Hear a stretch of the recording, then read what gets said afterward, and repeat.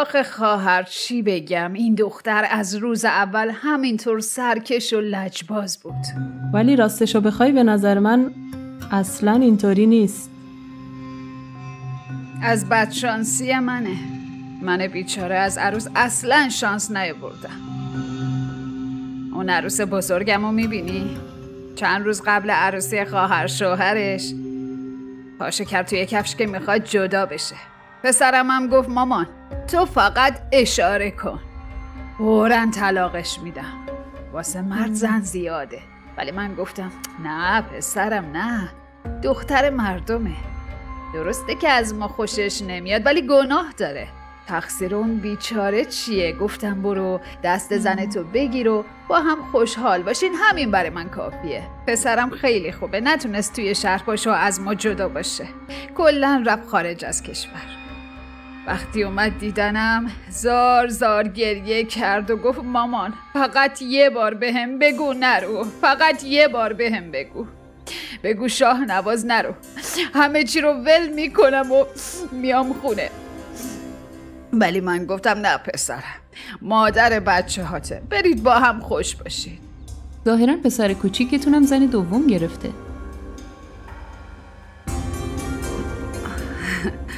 چطوری براتون بگم؟ زندگی من مثل داستانه اشفاق احمد شده، از همه طرف گره خورده و در هم بر همه. همین آزرا خودش به شوهرش اجازه داد که دوباره عروسی کنه.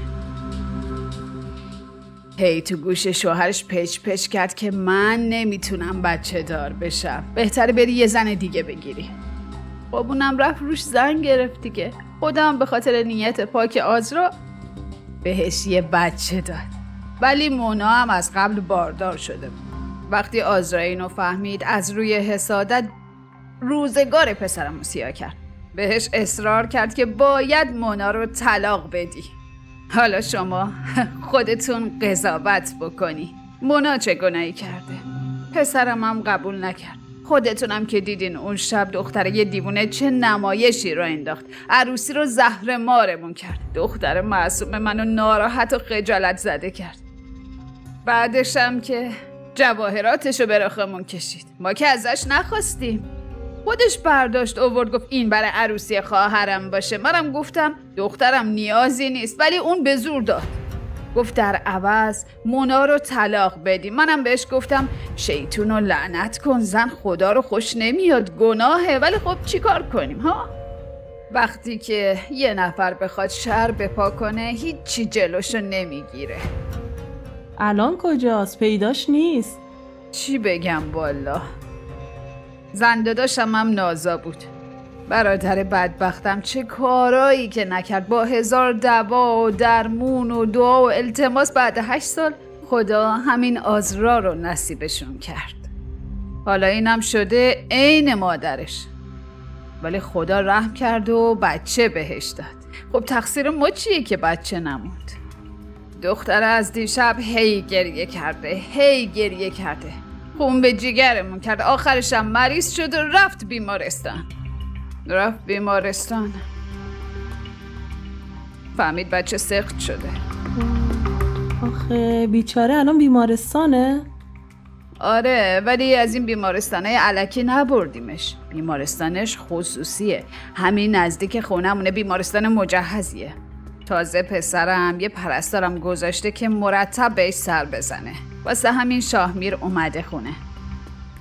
گفت مامان من چطوری زنمون تنهایی ول کنم بیام خونه؟ منم گفتم چیکار کنم پسرم، منم دست تنهام، داداش بزرگتم که نیست، الان بزرگ خونمون تو هستی، باید خودت به کارا برسی.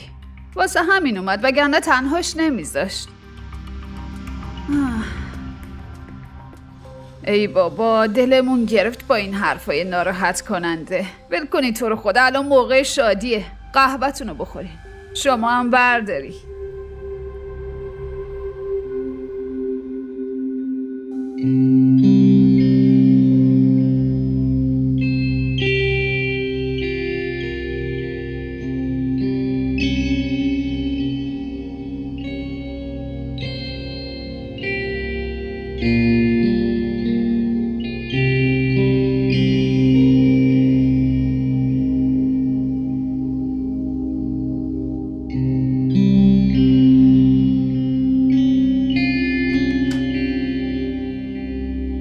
بله.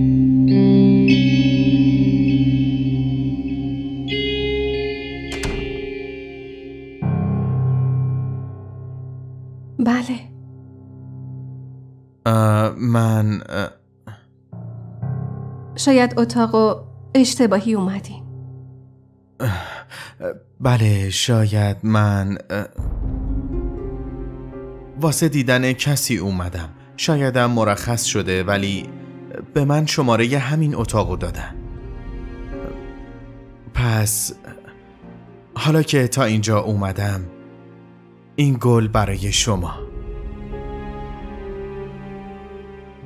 لطفاً. ممنونم.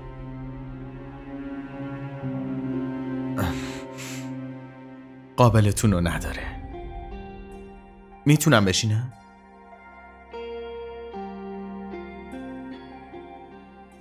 شما تنهایی؟ منظورم اینه که چرا کسی پیشتون نیست؟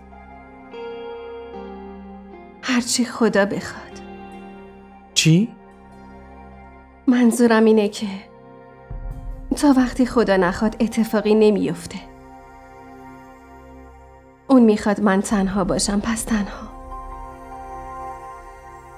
پس شوهرتون؟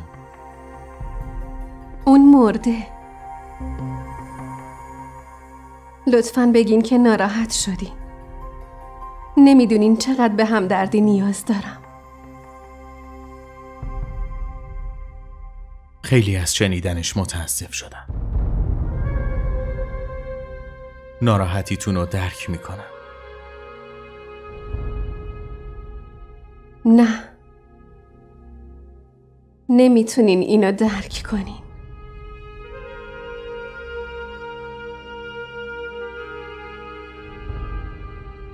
به خاطر گلا ممنونم.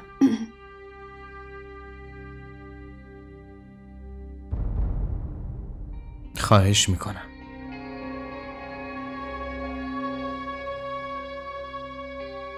ببخشید.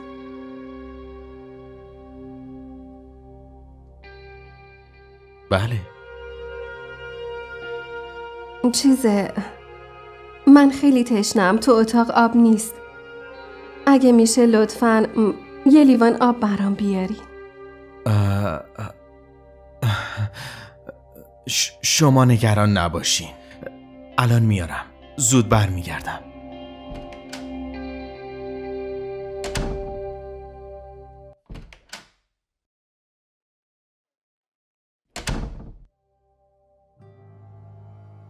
براتون آب میوه هم گرفتم. البته الان آب بخورین. بهتون بدم؟ ممنون.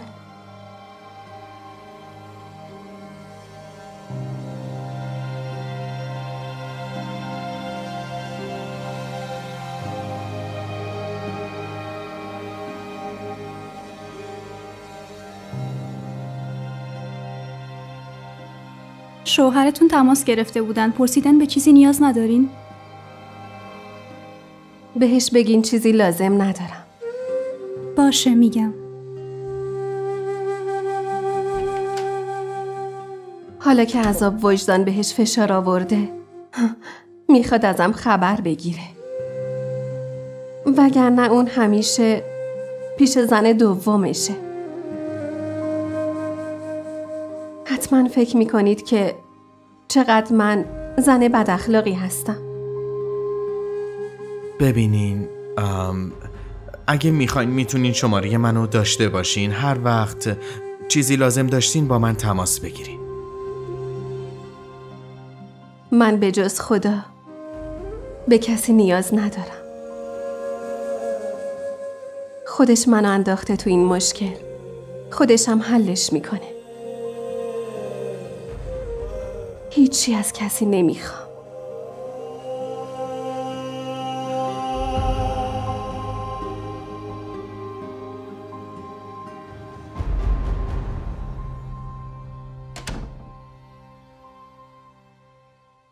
داری کجا میری؟ پیش آزرا. شاه راستمیر ساعت 2 شبه. خب میری که چی بشه؟ میرم چون تنهاست. اون تنهاست چون خودش میخواد تنها باشه. چون الان خیلی ناراحته. ناراحتیش تموم نشده؟ نمیدونم، ولی وظیفه منه که پیشش باشم. حالا بذار فردا با هم میریم. تو چرا نمیذاری من با اون تنها باشم؟ بفرما. معلومه این وسط کی مقصره؟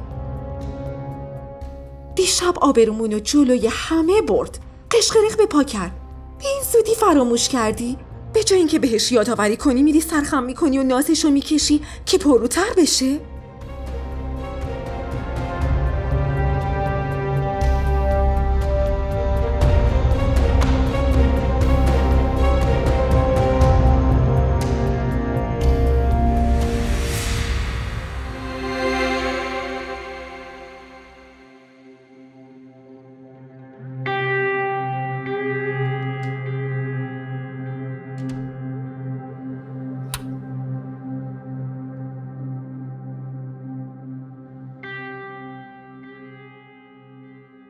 بذار تاریک بمونه. اصلا دلم نمیخواد قیافتو ببینم.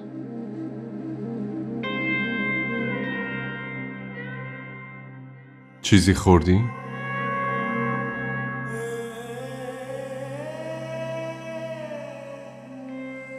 آزرا دارم باهات حرف میزنم. جواب این سوال منو بده. الان چرا میخوای زنده بمونم؟ شادیمو گرفتی. زندگیمو تباه کردی، بچه‌مو کشتی. پس چرا میخوای زنده بمونم؟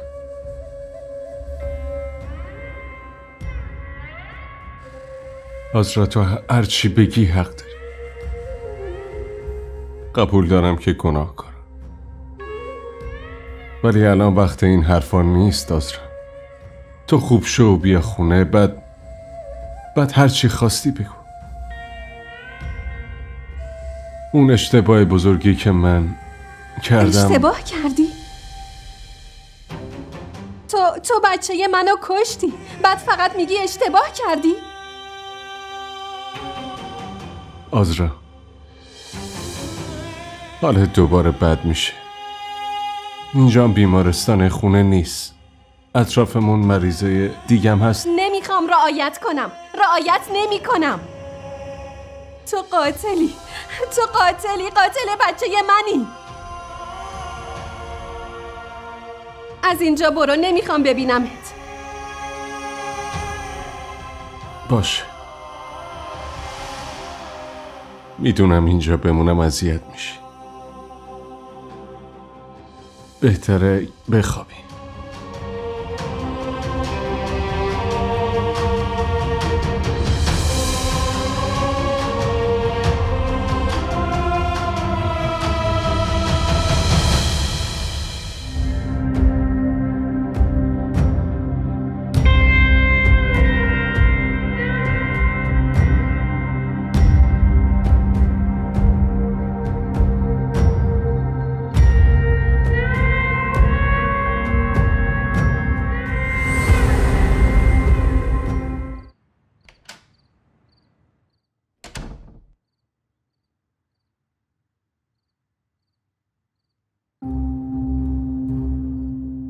چی شد؟ زود برگشتی. ببین لطفاً تو دیگه شروع نکن.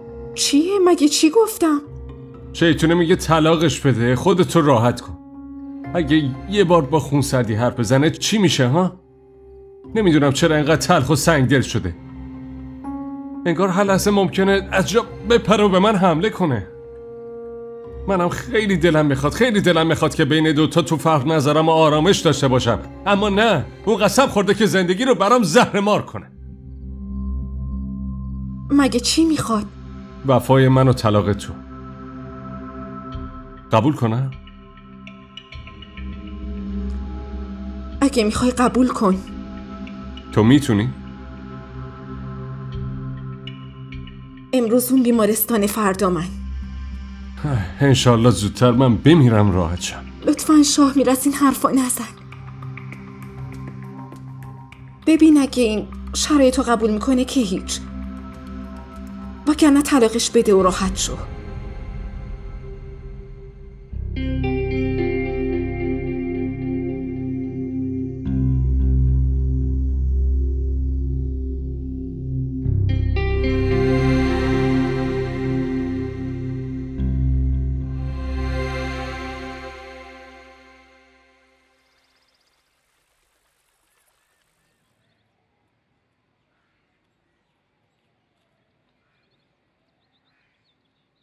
صبح بخیر. صبح بخیر. چی کار میکنین؟ دارم حساب کتاب میکنم ببینم چطوری میشه خرج و مخارج خونه رو کنترل کرد.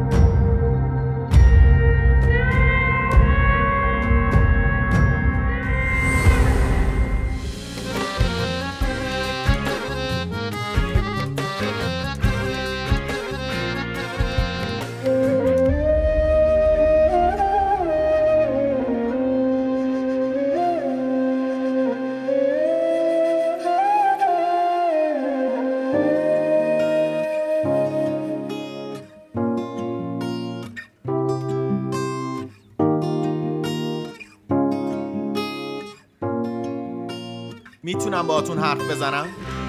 میخوام یه چیزی بهتون بگم. من میام پیشتون. الان میام.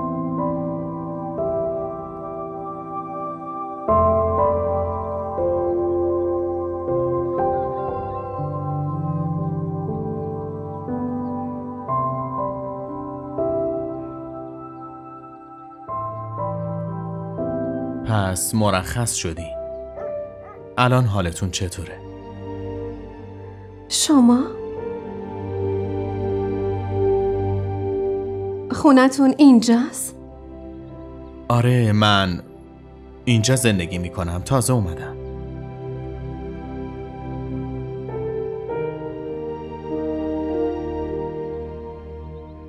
پس چرا اومده بودین بیمارستان؟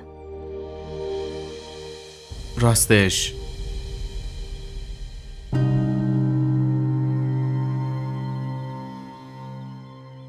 واسه دیدن شما. من همسایتونم، واسه همین اومدم عیادتتون. نگرانتون بودم. امیدوارم ناراحت نشده باشی. خب چرا به هم نگفتی؟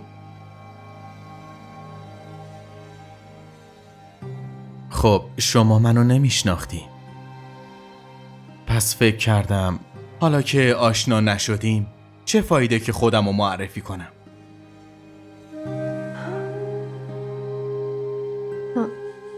از کجا فهمیدین مریض شدم؟ اولش من فهمیدم که حالتون خوب نیست. سریع به خانوادتون خبر دادم. اینجا بیهوش افتاده بودی.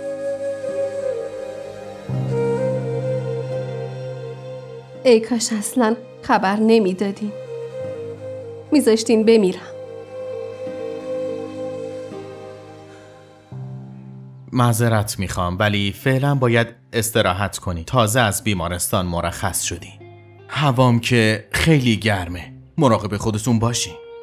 اگه یه وقت به چیزی احتیاج پیدا کردین بدون تعارف به من بگین.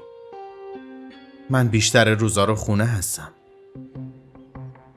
حق همسایگی رو که دارم.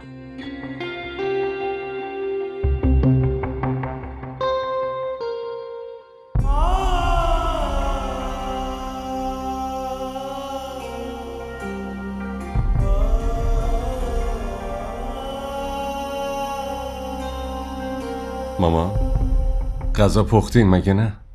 میشه برام بکشین؟ من باید زود برم شرکت. ها؟ پسرم دیگه از من گذشته. تا وقتی دخترام خونه بودن دست به هیچی نمی زدم. حالا که از پا افتادم توقع داری کلفتی زنتو بکنم؟ مگه من چی گفتم ماما؟ فقط گفتم غذا بکشین، میخوام برم سر کار، همین.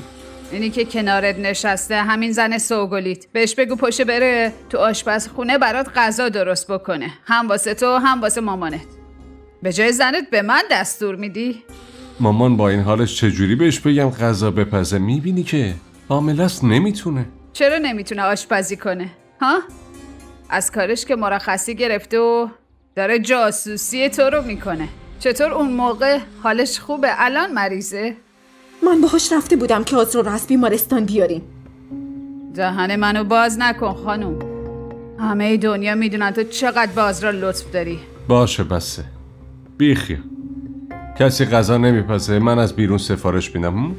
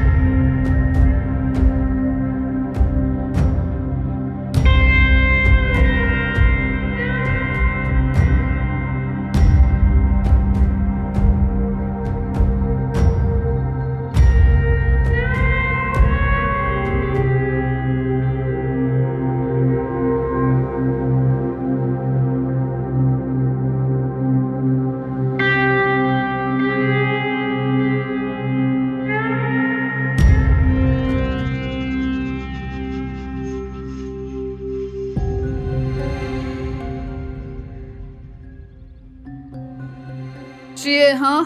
پیش زنشه دیگه. نرفته که یه غریبه رو ببینه. ندیدین 2 روز پیش چه آشوبی به پا کرد؟ تو هم همچین آروم و ساده نیستی یا خانوم. پاشو برو آشپزخونه غذا رو آماده کن. قندم افتاده، دلم داره ضعف میره. ظرفای دیشبم نشست، از اونارم بشور.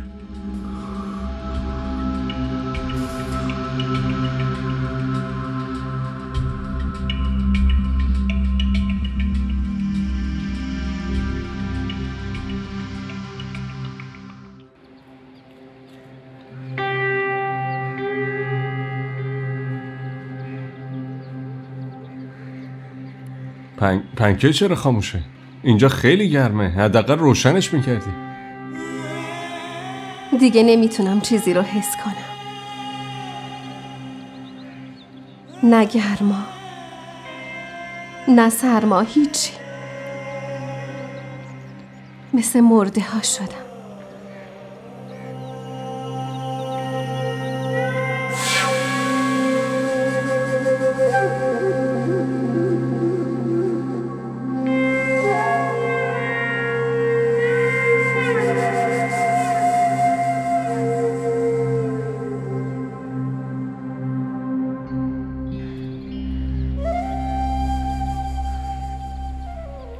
پاشو بریم، باید غذا بخوری. اومدم ببرمت.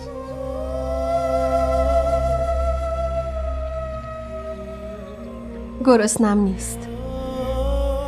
آزرا خیلی ضعیف شدی. اگه غذا نخوری دوباره ضعف میکنی.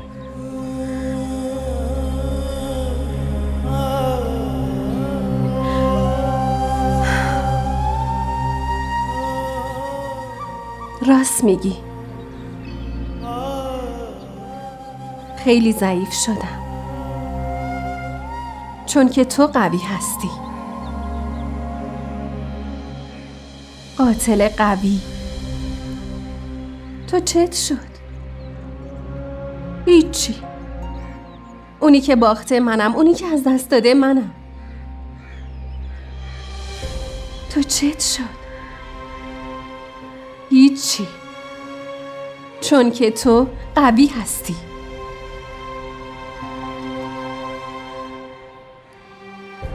آزرا جان، وقتی مادر شدی، وقتی بچه‌مون میخواست به دنیا بیاد، خیلی خوشحال بودم.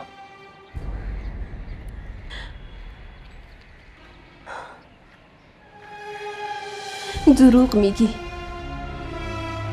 اصلا خوشحال نبودی. چون تمام ذهنت درگیر بود.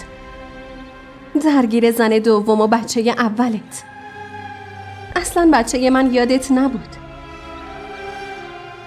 چطور از وجودش خوشحال می شدی؟ به جون اون یکی بچت قسم بخور که از داشتن بچه منم شاد بودی.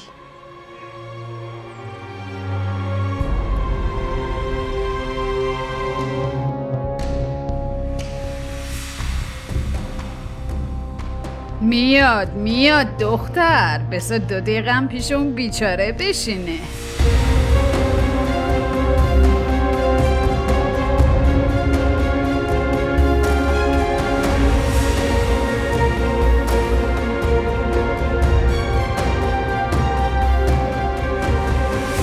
من قسم میخورم که خوشحال بودم، ولی با اون شرایطی که داشتم تو اون اوضاع چطور میتونستم بهت نشون بدم که چه احساسی داشتم؟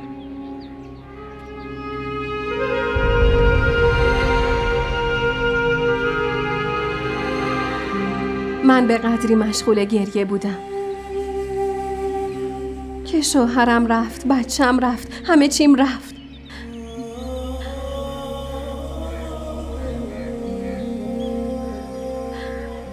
فراموش کردم که چقدر برای داشتن این بچه دعا کردم. وقتی هم به دستش آوردم با کارم از دستش دادم. تقصیر خودمه که بچه‌مو از دست دادم. من خیلی نحسم.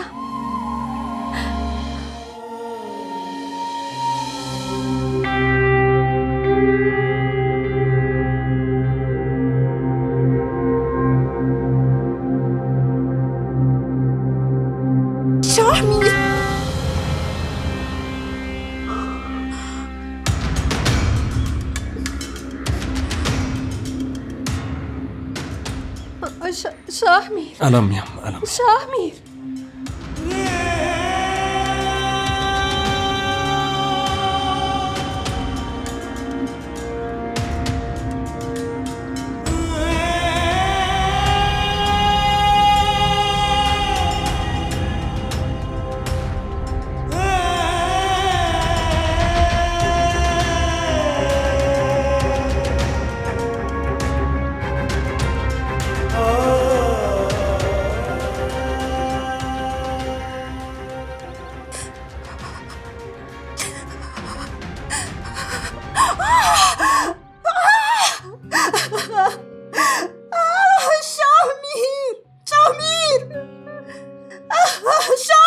بیا، اینم کارش به بیمارستان کشید. شاهمیر چی شده؟ چه شده؟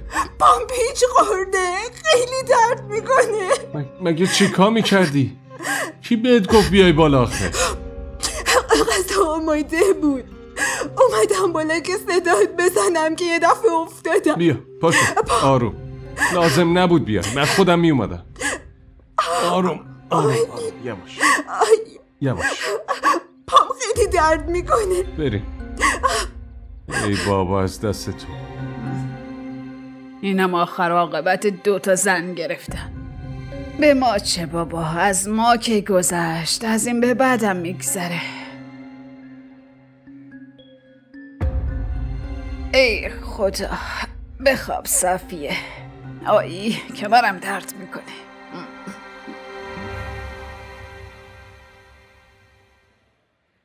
باید همش رو تموم کنی باشه؟ جایت که درد نمیکنه. قلبم درد میکنه.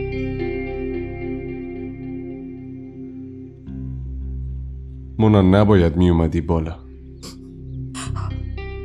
نمیومدم چطور میفهمیدم؟ ببین آزرا زن منه، باید برم پیشش. خیلی سخته شامیر، خیلی سخته دیدنش، تحمل کردنش، اونم زیر یه سقف. الان وقتشه که به تمام ادعاهات عمل کنی. یه مرد چطور میتونه همزمان عاشق 2 زن باشه؟ واسه اینکه خدا دل مردا رو خیلی بزرگ آفریده. شاید واسه همین مرد اجازه داره با 4 زن ازدواج کنه. خیلی برام سخته، خیلی اذیت میشم شامیر. چرا؟ تو که همیشه میگفتی باش کنار میای. دروغ میگفتم، نمیدونستم تا این حد برام سخته. سرم انگار بخواد بتره که قلبم داره وای میسته. شامیر دیگه نمیری پیش آزرا نمیری، چون من میرم. نمیذارم اینجوری بشه. من وقتی اونو توی آغوشه دیدم فکر کردم همینجا بمونه، توی این خونه. بهش پول بده، احترام بذار، ولی نمیتونی بهش محبت کنی. حق نداری لمسش کنی. من اجازه نمیدم شامیر، فهمیدی؟ باشه بس، الان حالت بد میشه. نه، باید بهم قول بدی که بهش نزدیک نمیشی، وگرنه من خودمو میکشم.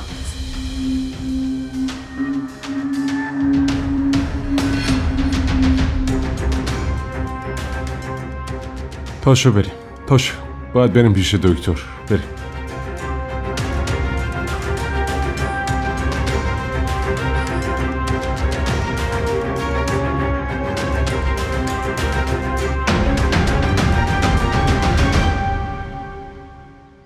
ای خدا، 2 دخترم تخت نشستن خونه‌شون. اصلا فکر نمی‌کنن که مادر پیر و تنهاشون زیر دست عروساشون مونده. اینم از تقدیر من. اون پسرم که دست زنشو گرفت و فرار کرد رفت دبی. این دومی هم که رفته یه عروس جدید آورده که دست به سیاه و سفید نمیزنه.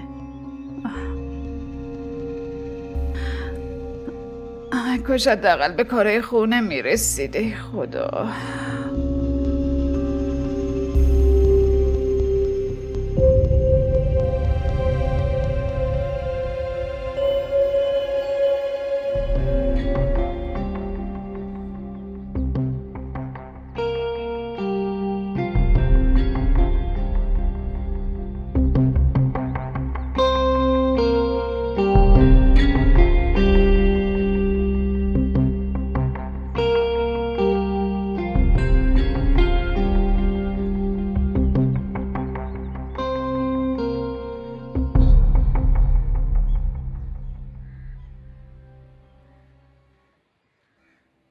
انگار خانم فهمیده چه به روز خودش آورده.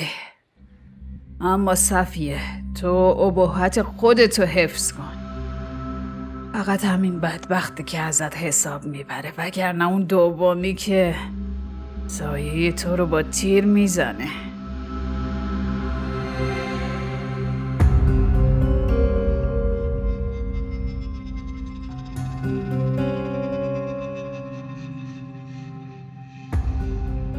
همه ی عمر بهتون خدمت کردم. خودمو بی ارزش کردم، ولی به شما ارزش دادم. حالا شما 2 وعده غذا هم بهم نمیدین. آزرا، با من 1 به 2 نکن. فهمیدی؟ کاری که تو اون شب تو عروسی دخترم کردی، هر کس دیگه ای جای من بود موهاتو میگرفت از خونه پرتت میکرد بیرون. به نظر خودم که خیلی هم کم بود. با ظلمی که شما در حقم کردین، مراسم که هیچی. باید زندگیتون رو خراب کنم. بهت میگم با من بحث نکن، باشه؟ هر اتفاقی افتاده به خاطر خودته. چرا از من پیرزن عصبانی هستی؟ شما عمه منی، از خونه خودمی. بابای من به شما بیشتر از مادرم اهمیت میداد. من دختر همون آدمم که شما رو خواهر نه، بلکه دختر خودش میدونست. من خورد شدم، همه چیم از دستم رفت، ولی شما هیچ وقت دردمو نفهمیدین. یه بار شد که با دیدن من به یاد برادرتون بیفتین، ولی نه، شما منو دختر برادر نمیدونین. من فقط براتون دختر زن برادرم. چون با مامانم دشمن بودین، حالا انتقامشو از من میگیرین. چرا منو مقصر میدونی ها؟ این اتاقو میبینی؟ هر دوتا مجرم اونجا نشستن. برو یقشونو بگیر و مشکلتو حل کن. من چیکارت کردم آخه؟ داداش بیچاره من اون روزی بدبخت شد که با مامان نحست ازدواج کرد. صبر کن ببینم. دیگه هرگز اسم مامان مردمو به زبونت نیار. نحس شما هستی، نحس تمام خانوادتونه. من اون آزرای قبلی نیستم که همه توهیناتونو با خنده تحمل میکرد. برو گم شو بابا، نمیخوام صداتو بشنوم.